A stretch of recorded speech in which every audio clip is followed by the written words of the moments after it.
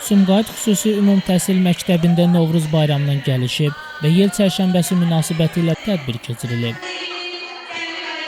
Tədbirdə məktəbin şagird müəllim heyəti ilə yanaşı, idarə müəssisə və təşkilatların nümayəndələri iştirak edib. Tədbir iştirakçıları öncə xanlıqların stendlərinə baxış keçiriblər.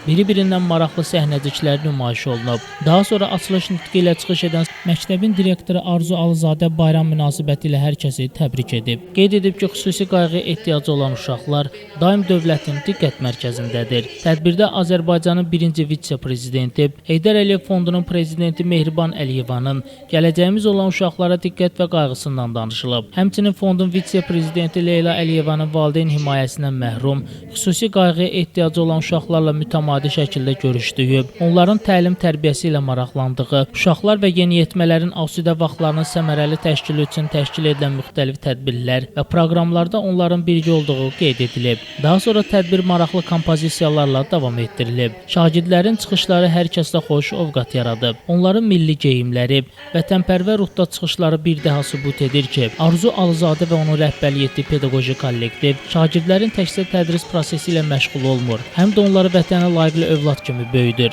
Bu da gələcəyimizin əmin əllərdə olduğunun sübutudur.